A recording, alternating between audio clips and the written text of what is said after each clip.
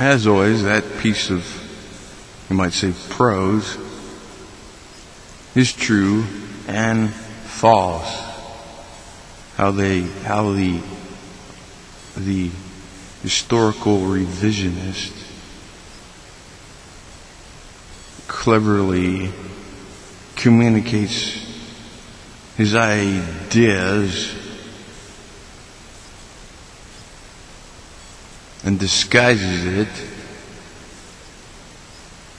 as historical visionists learn how to do.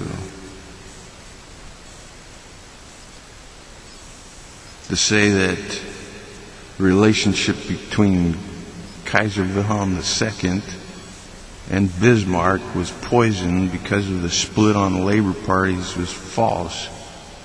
They had a disagreement in opinion. Wilhelm was concerned about the working classes, wanted to improve their life and their station in life, to be healthier and stronger and more intelligent. Bismarck wanted to rule with an iron fist.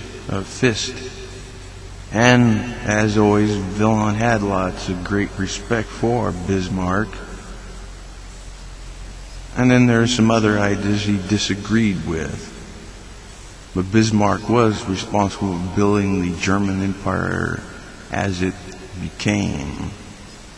And to say that Wilhelm wanted to somehow rule with an iron fist was false. He didn't want to dominate and rule with an iron fist. Empire was a constitutional empire.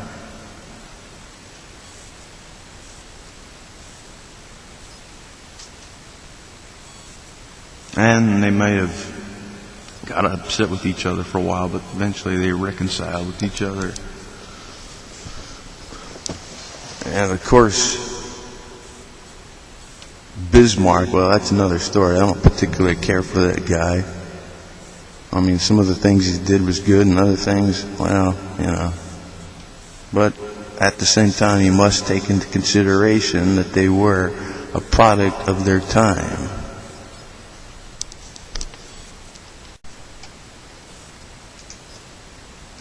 Break with Bismarck on labor policy. In this photo of Wilhelm, his right hand is holding his left hand, which was affected by Erb's palsy. Dropping the pilot, it was during this time that Bismarck, after gaining an absolute majority in favor of his policies in the Reichstag, decided to make the anti-socialist laws permanent.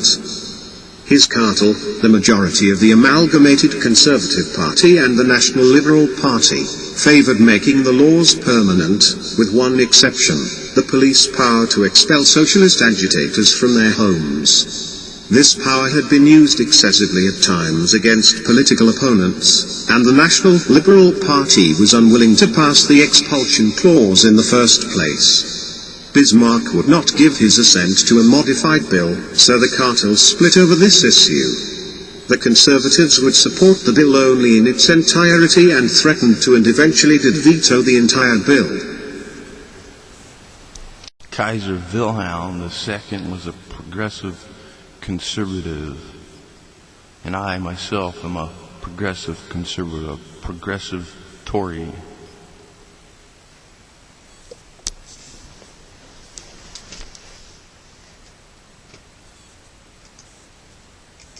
As the debate continued, Wilhelm became more and more interested in social problems, especially the treatment of mine workers who went on strike in 1889.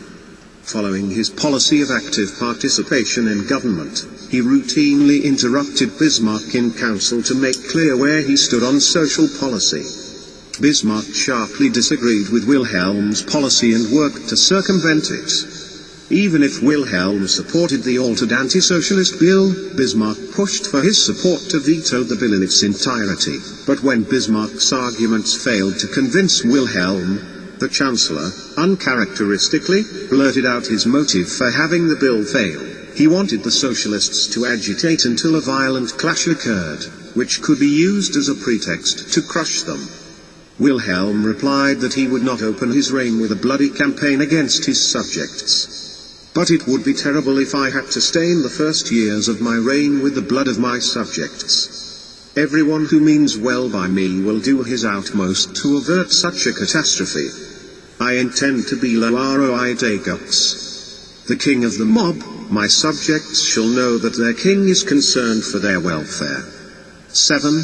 The next day, after realizing his blunder, Bismarck attempted to reach a compromise with Wilhelm by agreeing to his social policy towards industrial workers and even suggested a European Council to discuss working conditions, presided over by the German Emperor.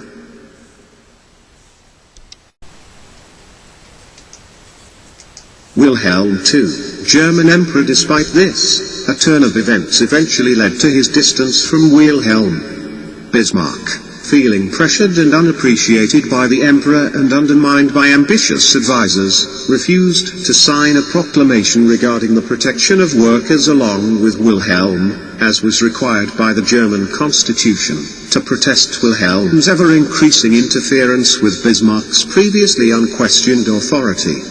Bismarck also worked behind the scenes to break the council that Wilhelm held so dear. The final break came as Bismarck searched for a new parliamentary majority, with his cartel voted from power due to the anti-socialist bill fiasco. The remaining powers in the Reichstag were the Catholic Centre Party and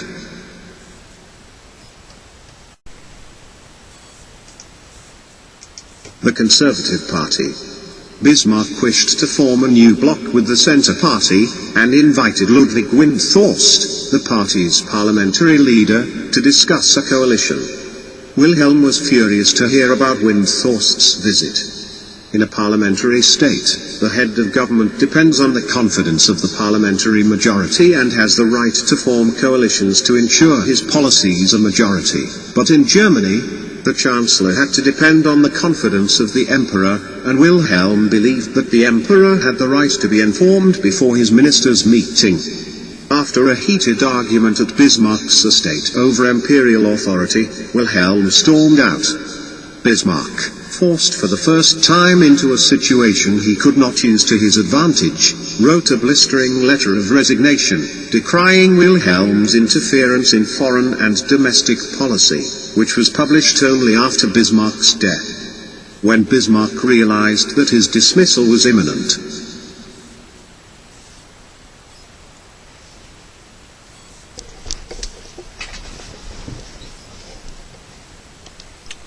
partly true and partly false. See how the historical revisionists, they just twist a little word, a little to the left, a little to the right. The Kenites.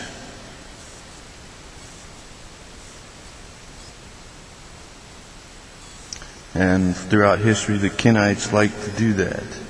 And they're still doing that today.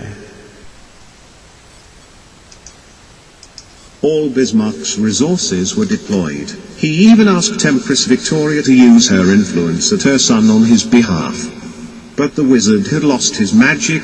His spells were powerless because they were exerted on people who did not respect them, and he who had so signally disregarded Kant's command to use people as ends in themselves had too small a stock of loyalty to draw on.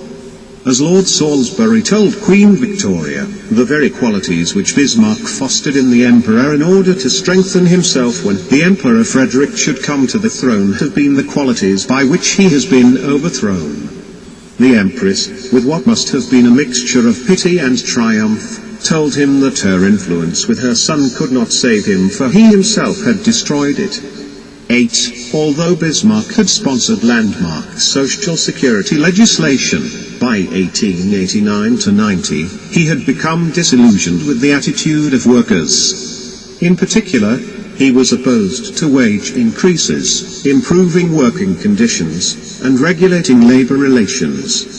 Moreover, the cartel, the shifting political coalition that Bismarck had been able to forge since 1867, had lost a working majority in the Reichstag. Bismarck also attempted to sabotage the council that the Kaiser was organizing. In March 1890, The dismissal of Bismarck coincided with the Kaiser's opening of the Labour Conference in Berlin. 910, subsequently, at the opening of the Reichstag on the 6th of May 1890, the Kaiser stated that the most pressing issue was the further enlargement of the bill concerning the protection of the labourer.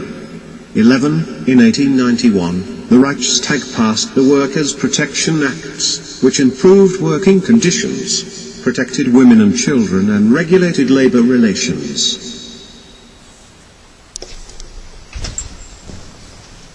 And so, as you see in that section, that always the Kenites, the radical, the fanatical Zionists, the Kenites, historical revisionists, twist the words a little bit. The previous section, you twist the words a little bit, and then the following section, they conceal the truth, or they reveal the truth and then conceal the truth. That Bismarck's policies were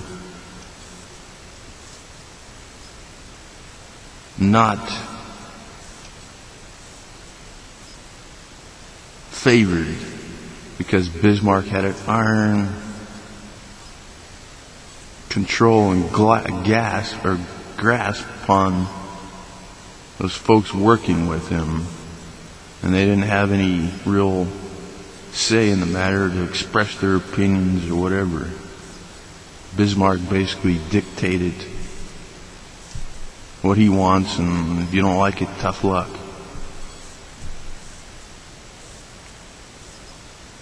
And to say that the Empress somehow had some kind of negative attitude towards Kaiser Wilhelm is false. So as you see, the Kenites, the Zionists, they just twisted a little bit here, a little bit there, reveal the truth and then conceal facts and information. So it's partly true and partly false.